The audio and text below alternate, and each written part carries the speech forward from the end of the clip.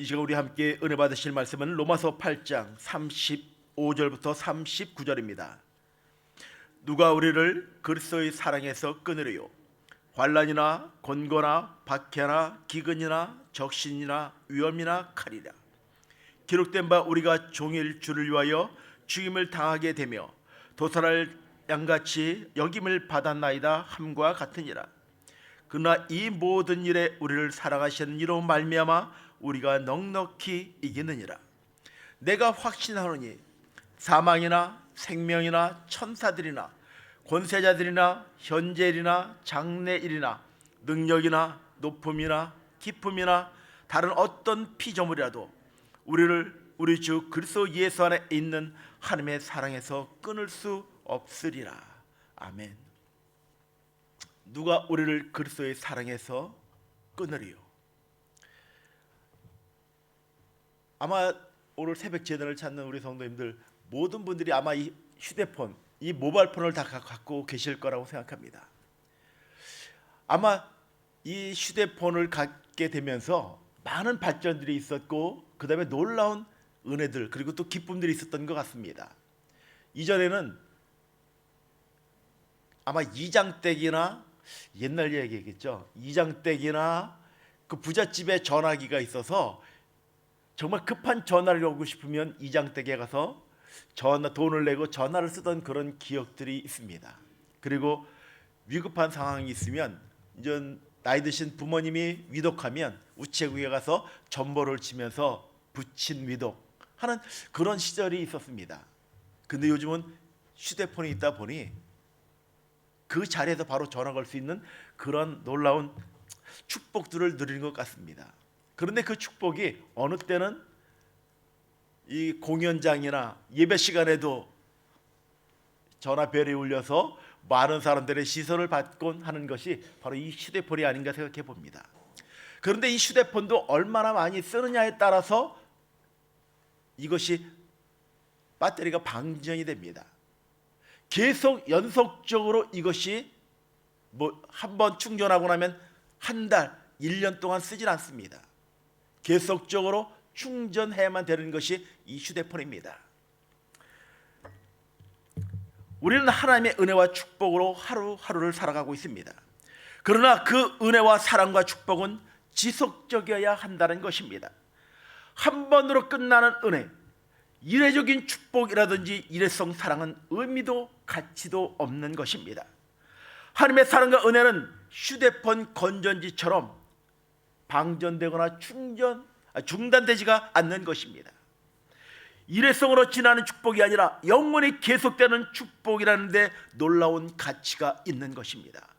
이 휴대폰은 늘 충전해야만 되지만 하나님의 사랑은 우리에게 늘 지속적으로 내가 주님께만 초점을 맞추고 있다면 그 사랑은 영원하다는 것입니다. 오늘 본문 바울은 하나님이 우리를 위하여 오는 축복을 설명하여 주고 있습니다. 첫째, 바울은 이렇게 고백하고 있습니다. 그리스도의 사랑에서 끊을 수 없다라고 이야기합니다. 35절에 보면 누가 우리를 그리스도의 사랑에서 끊으리요라고 그런 고백합니다. 그리스도의 사랑은 우리를 위해 십자가에 죽으신 그 사랑을 말하여 주고 있는 것입니다. 그 사랑에서 우리를 그 어떤 것도 우리를 끊을 수 없다라고 고백하고 있는 것입니다. 오늘 함께 예배하는 우리 사랑하는 성도님들께 함께 이런 고백을 드리고 싶습니다. 우리를 하나님의 사랑에서 끊을 것은 아무것도 없다라는 것입니다. 이것이 우리의 영원한 고백이고 찬양이고 간증일 것입니다.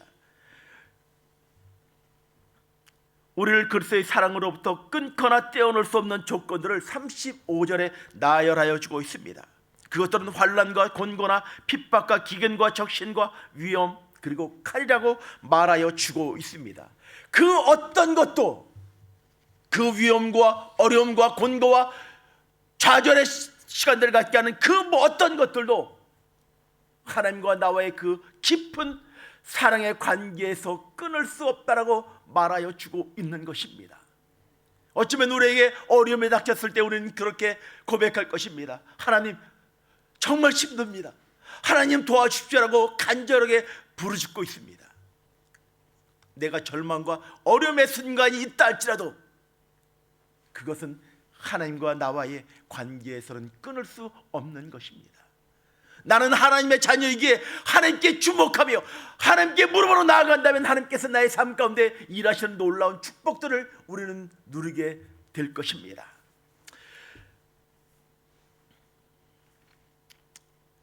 저는 제가 차를 타고 오면서 하나님께 이런 고백을 드렸어요. 하나님, 정직하게 설교하게 하여 주십시오.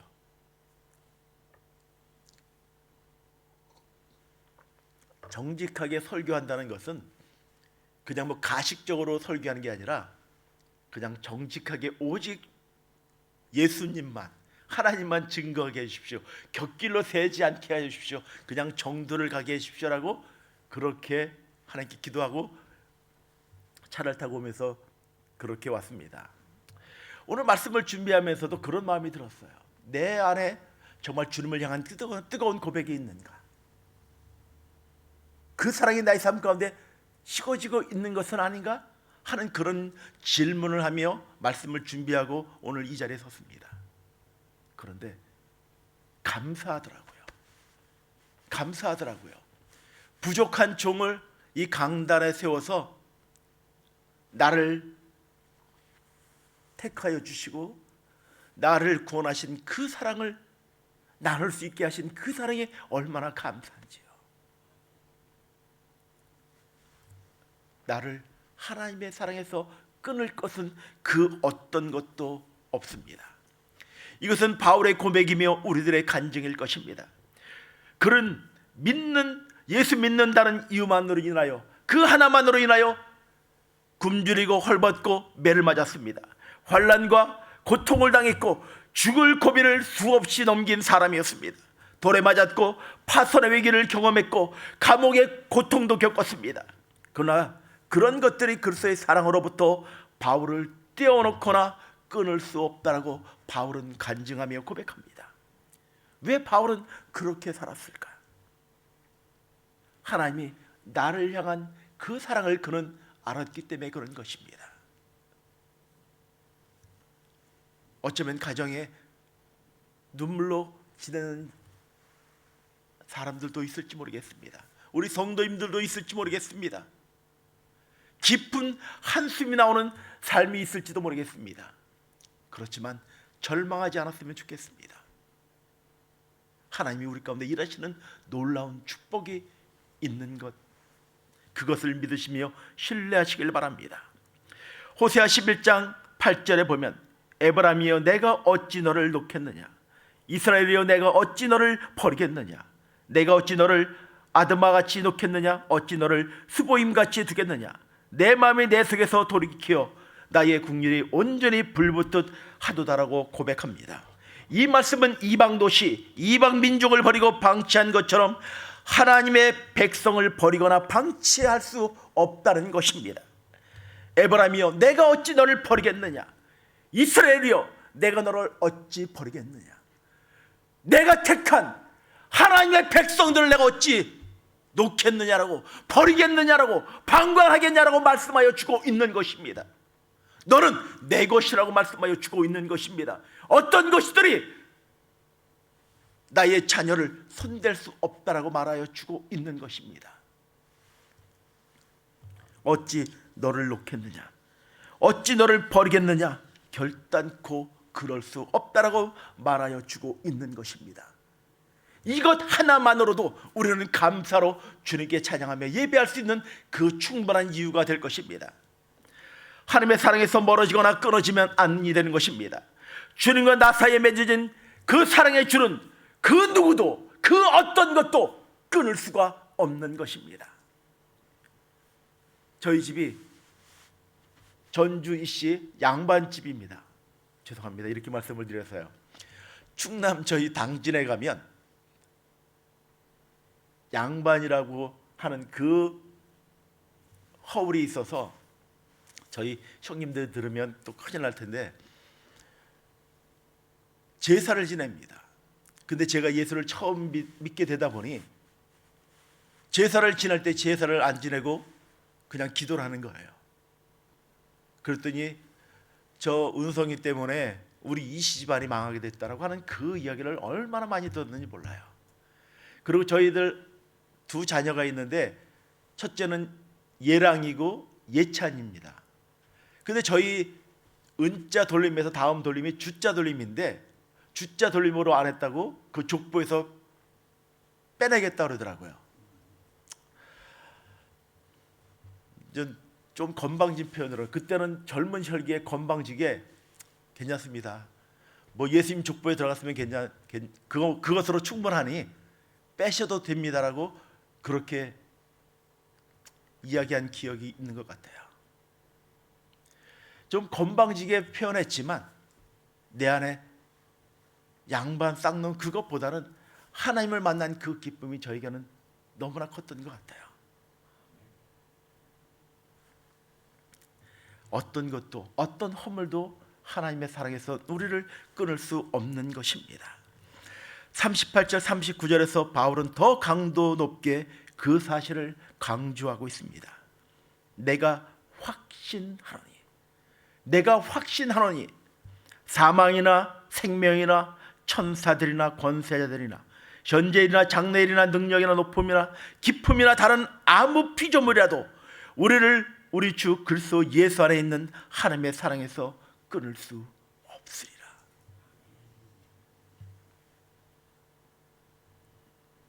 저는 이 고백을 할 때 바울의 심정이 어떠했을까? 이 고백을 하며 그의 가슴에는 정말 벅찬 감격이 있었을 것이라고 생각합니다. 나를 만나 주시고 나를 택하신 그 사랑으로 인하여 내가 확증한다고 그 어떤 것도 하나님의 사랑에서 나를 끊을 것은 아무것도 없다라고 고백하고 있는 이 바울의 고백. 사랑하는 성도 여러분, 이 고백이 우리의 고백이 되길 바랍니다. 내가 비록 육신은 약하다 할지라도, 경제적으로 어렵다 할지라도 하나님과의 그 깊은 만남의 관계를 끊을 것은 아무것도 없다는 그 고백이 우리의 삶의 간증이요 고백이 되길 주의 이름으로 간절히 축원을 드립니다. 죽고 사는 것도, 천사도, 정권도, 권력도, 성공과 실패도, 그 어떤 것도 우리를 그리스도의 사랑에서 끊을 수 없다는 이 위대한 고백 앞에 우리 모두가 아멘으로 하나님 감사합니다라는 그 고백으로 우리가 드려야 할 것입니다. 두 번째는 넉넉히 이깁니다. 그러나 이 모든 일에 우리를 사랑하시는 이로 말미암아 우리가 넉넉히 이기느니라. 넉넉히 이긴다는 것이 무엇입니까? 넉넉히 이긴다. 이기고도 남는다는 것입니다. 충분하다는 것입니다. 아마 어르신들은 기억하실 것입니다. 우리 청소년들 사역할 때 이 이야기를 했더니 못 알아듣더라고요. 옛날 개그맨 중에 김병조라고 하는 개그맨이 있었습니다. 유행어가 있습니다. 예, 나가 놀아라.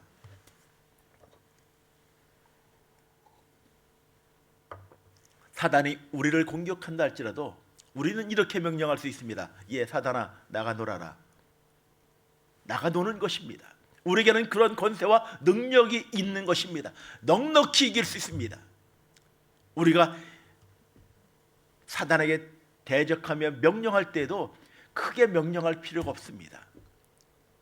예, 사단아, 나가 놀아라.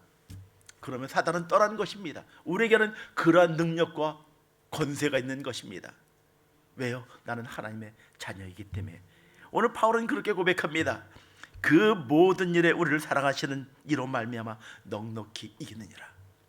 사무엘상 17장에 보면 블레셋과 다윗의 싸움을 너무나 잘 알 것입니다. 블레셋 장수의 골리앗은 2m 80, 키가 2m 80. 다윗은 어린 꼬마지 않습니까?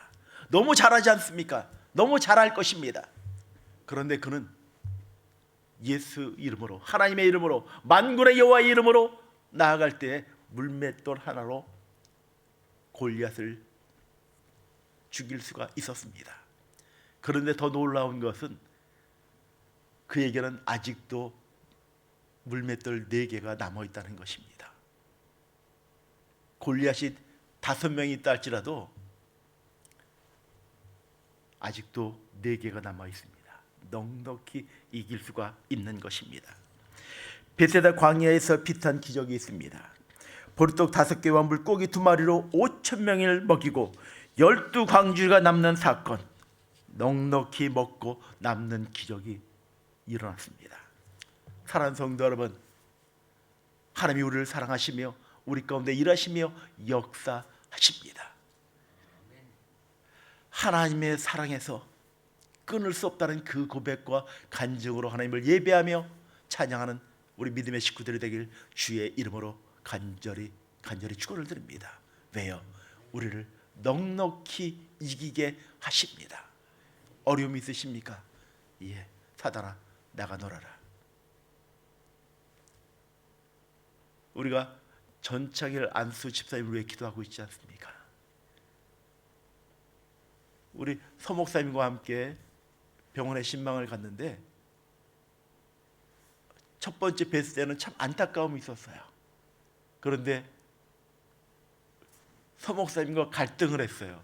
주무시는데 깨워야 되는지 불러야 되는지. 근데 권사님이 아마 서 목사님이 부르시면 반응할 거라고, 깨어날 거라고. 서 목사님이 조심하면서 전 집사님 몇 번을 크게 부르니 눈을 뜨시더니 반응을 하시고 다시 주무시더라고요. 그 기적 하나만으로도 우리가 기도하고 돌아온 적이 있습니다. 우린 기적을 체험하고 있습니다. 그리고 제가 교구 식구들을 잘 몰라서 교구 식구들에게 카톡을 다 보냈습니다. 문자를 보냈어요. 근데 저희 교구에 방은영 집사님이 계십니다. 그러면서 몸이 아픈 그 이야기를 저에게 주시더라고요. 집사님, 제가 기도하겠습니다. 그리고 제가 함께 기도하고 있는 많은 분들에게 기도 요청을 하며 함께 기도하겠습니다. 넉넉히 이기는 그 하나님을 체험하는 우리 사랑하는 성도님들의 삶들이 되길 주의 이름으로 간절히 축원을 드립니다.